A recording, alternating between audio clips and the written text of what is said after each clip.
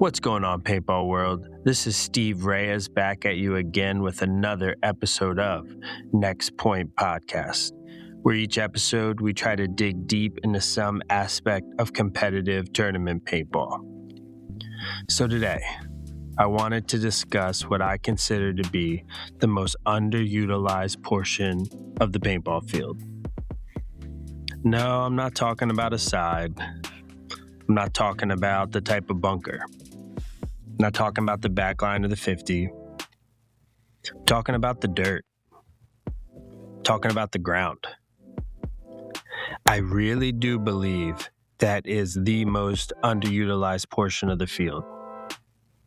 This is a repeating theme for me. I can remember my first airball match I got to see, Fireball Mountain, North Jersey, early 2000s. Just getting out of a rec ball game, and I see these inflated bunkers. Paint's flying everywhere, people yelling and screaming, and before you know it, a player dives in the snake. And he's crawling down the field, and I'm enthralled. Shit, this guy's gonna crawl down and shoot everybody. They don't have a clue. And he did. Crawled all the way down the snake, shot just about everybody. Mostly in the pack. Guys didn't even know what was going on. To be honest, I've had an infatuation with that style of play ever since. Simply put, I love flanking the enemy. I always have. It's a strategy as old as war itself. Flank the enemy whenever possible. Never let them flank you. Rec ball, tournament paintball, every gun game ever, every war game ever. It always works. Flank the opponent, don't let them flank you. It's a mentality I fell in love with. I think I'm still in love with it. Being on the ground, being undetected, flanking the enemy, getting behind the enemy, gaining width advantage on our opponents, eliminating them and denying them a chance to eliminate me. This philosophy, this way of playing, it really comes down to a singular fundamental principle.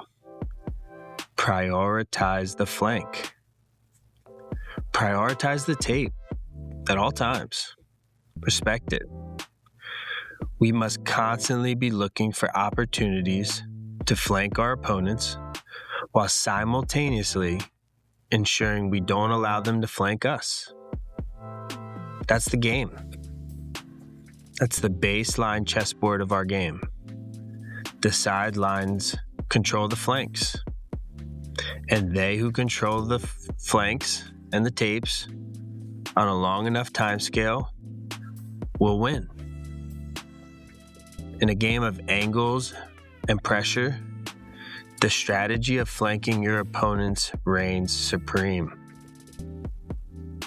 But how do we most effectively execute and deny the flank? How do we most effectively control the tape line more than our opponents? This is where that most underutilized portion of the field comes into play.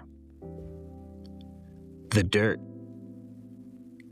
I argue the dirt is our key to flanking our opponents and controlling tapes. And here's the best part of it. The free shit is in the dirt. It's a little phrase I coined trying to communicate the philosophy as simply as I could to some players I was coaching. It's nothing novel, that's for sure. But it is a mentality. It's an attitude. Free shit is in the dirt. What does it mean, though? Free shit's in the dirt. Simply put, the higher we play in our bunkers, the more and more difficult the game becomes. The lower we play in our bunkers, the easier it becomes. The more free moves and eliminations we can have. It's just the way it is. We talk about the game of angles, but the game's not two-dimensional. It's not played on a flat plane. It's played with a third dimension. There's height. There's space. There's depth. And one of the most effective ways to defeat depth in our game is being one with the dirt. There's so much free stuff on the ground. So many great opportunities. So many problems that aren't problems when we're on the ground. So let's dig into it. What do we gain from playing in the dirt whenever possible?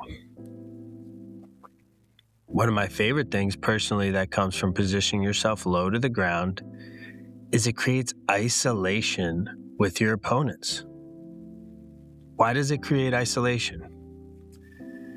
Biggest reason it creates isolation is it eliminates high crossfield shots. Shots that will be blocked out or unavailable to our opponents the lower and lower we play in the bunker. A vast majority of the time, as we play lower and lower in the bunker, more and more of our opponents blocked out, we find ourselves isolated with one singular problematic position. One player. One bunker between us and effectively flanking our opponents. Now, how do we use this isolation that we create? By playing low in our bunkers. One of my favorites is ignoring it. Reading the paint from the ground. I think that's something that gets lost with reading the paint. When you play low in the bunker, it's easier to read the problematic shots that are coming in. It's easier to read the depth. What looks lethal actually isn't.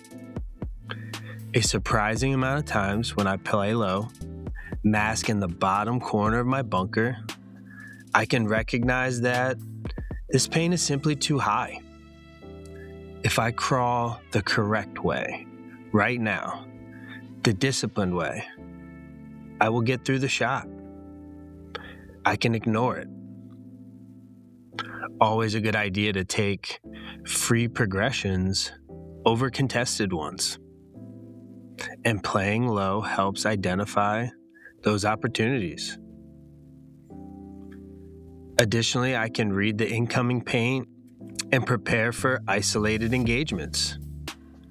It isolates that problem shot, that one spot that has the nice drop shot, that one spot where the opponents can see a move. And we can use this isolation to take more effective snapshots with greater survivability.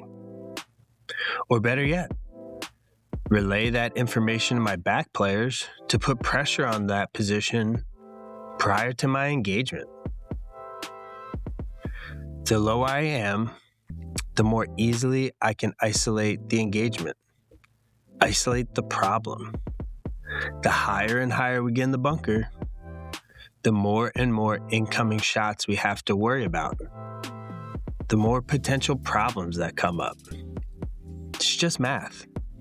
You are revealing more of yourself to more of the field more often the higher you play in the bunker. More opportunities to make mistakes. More opportunities to flank the opponents are missed. More opportunities for things like opposing bounce shots or blind shots coming in, ruining a great progression into a key location. We can be talking about really costly eliminations that might otherwise be eliminated by playing closer and closer to the dirt, creating isolation with our opponents, with the problem shots. Very effective strategy. Another thing it does, it often creates very low risk, high reward movements and engagements. As we play lower, as we create isolation, reduce the number of problematic incoming shots, we increase our survivability dramatically. I see this lacking in a lot of people's play. from the pros all the way down the divisionals. It's almost a laziness thing sometimes. Why are we playing on our knees? Why are we playing on our feet? Why aren't we crawling disciplined? Why aren't we able to engage and control tapes on our elbow, body on the ground? There is a time and place for high posture, collecting vision, communication, holding zones that do require height. Are you doing one of those things right now? If not, we should probably be playing lower. Yes, it might be a 90% chance that you make it on the bump on your feet, but it could still be wrong. Why give up 10%? The free shit's in the dirt. Making it to the next bunker, 99.99%, is better than 90% or 95%. 10% is still getting you shot 1 out of 10. What if that 10% comes at a most important time? Times where your continuation in the tournament might be in question. Why not take every single percentage to help us to victory? Doesn't it just make sense whenever possible? If we don't have a very good reason, then let's prioritize the low. Let's have a bias towards the ground. Another big advantage of having a bias to the ground is it retains the element of surprise. Why are we moving on our feet from snake 1 to snake 3? Even if our opponents don't shoot us, the likelihood that that move gets picked up and noticed, it's increased. And the element of surprise is so valuable in our game. We should do everything in our power to retain it whenever possible. We have to consider the opportunities for surprise anytime we're deciding how to make a move. And one of the best ways to retain the element of surprise? Put your body in the dirt. I honestly think there's no better example I can think of in the pro division who exemplifies this principle more than Chris Shear. The height he plays the Dorito, in my opinion, is perfect. It's calculated. It's extremely low risk, high reward. He isolates his problems when he wants to move forward, has a great understanding of how to stay alive, how to ensure he's in the game late when lanes drop, and the pressure increases on that backline player. This is essential for all elite Dorito players. Chavez, Shear, Karslev, watch their play. Assess how much time is spent on the low side versus the high side of the bunker. This might be the most important aspect of being in the dirt. Improved survivability. Look at the players with the highest survivability in the Doritos. They're playing low more often. Look at the players with some of the worst survivability in the Doritos. They are playing high too often. Dorito play tends to be a great example of this principle in action. The snake forces a certain amount of commitment to the ground, commitment to the dirt. When it comes to Dorito play, I see a bias towards the higher parts of the bunker. And the low engagements are often not prioritized. You will find the best Dorito players taking full advantage of their entire bunker. A guy like Shear, he will head check the bottom corner of the Dorito. I mean, the stake could scratch his goggle lenses, it's so low to the corner. Just for a quick peek. How difficult is it to shoot somebody that's doing that? Especially one that's smart and does it at the right time? How much more difficult is it to trap a player who uses the entire bottom side of their bunker? Improve survivability. I have a guess, I think it's well educated, that approximately 40% of the kills in the Dorito happen in the top third of the Dorito. I'd argue another 50% happen in the middle third of the Dorito. I believe 10% or less of the kills in the Dorito come from players in the bottom third of the Dorito. Those numbers aren't science, but I think they're pretty good. Why not put ourselves in the winning side of those numbers? Could increasing your survivability really be as simple as spending the majority of the time in that bottom third of the bunker? All these different elements, these different characteristics, these different advantages, they come from a mental commitment to playing in the dirt whenever you can. A willingness and enthusiasm for being on the ground and taking what it has to offer. But there is a natural disadvantage that has to be considered. By definition, the lower we play the props, the lower we play the bunkers, the less of the field we're gonna see. It's a trade-off. If they can't see you, that means you can't see them. The downside is lost vision.